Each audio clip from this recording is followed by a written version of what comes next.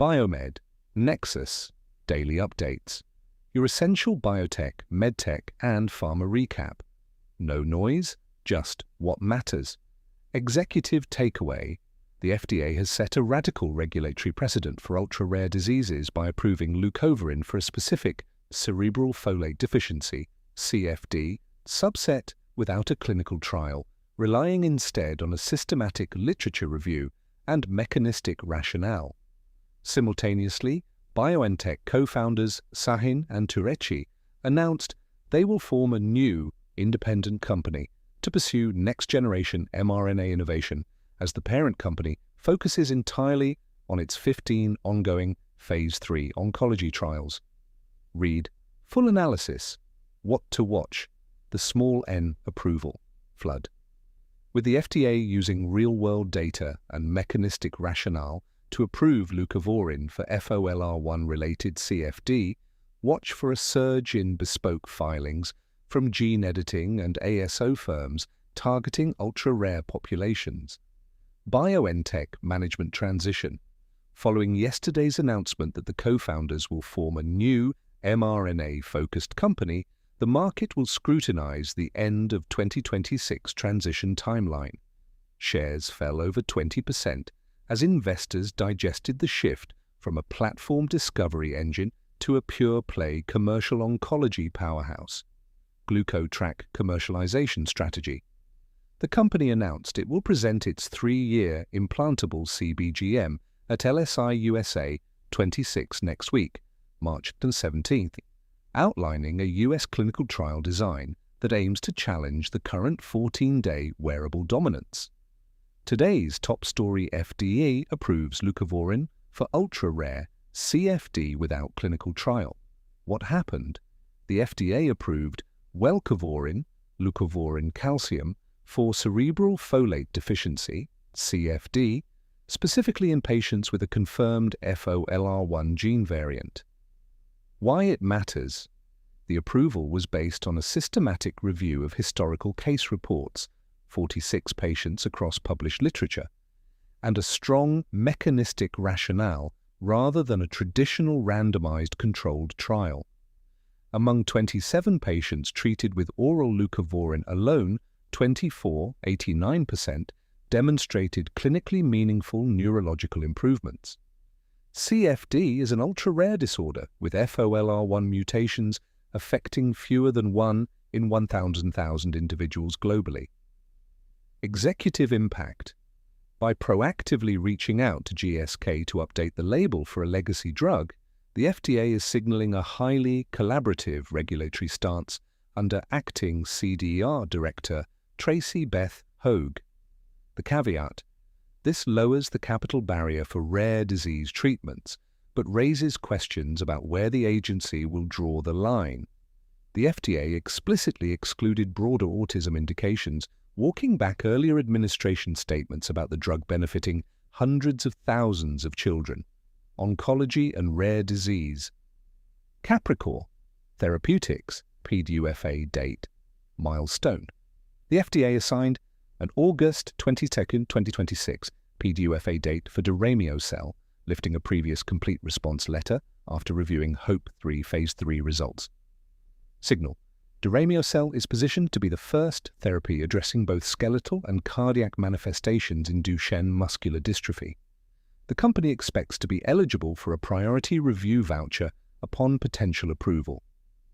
Servier 2.5B Day 1 integration. Strategy. Corporate leadership confirmed that the Day 1 acquisition targets a glioma monopoly, pairing the newly acquired Ojemda, tovorafenib, with existing IDH mutant assets.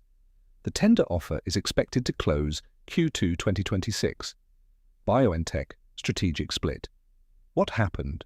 Announced plans for a new independent company led by co-founders Ugur Sahin and Özlem Türeci to advance next-generation mRNA innovations. BioNTech will contribute related rights and mRNA technologies in exchange for a minority stake. The focus.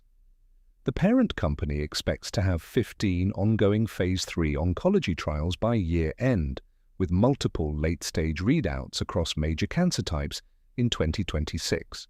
Clinical and research updates. Clarity Pharmaceuticals Phase 3 Amplify. Trial update. Announced the registrational trial for its prostate cancer imaging agent 642SAR by SPSMA has achieved its target enrollment. Consenting of new patients has been stopped at all US and Australia sites pending final confirmation. Tonix Pharmaceuticals Fibromyalgia Analysis. Data presented post-hoc data at the 8th International Congress on Controversies in Fibromyalgia in Krakow, Poland, showing Tomia provides pain relief as early as day 2 of treatment. The data indicated a nearly 4-fold greater likelihood of benefit than adverse event-related discontinuation. Trinity Biotech CGM Plus Tech. Development announced major technical breakthroughs in its next-gen CGM Plus platform, reporting over 650 days of clinical testing data with material MORD reduction. Clinical results support pivotal trial initiation later in 2026.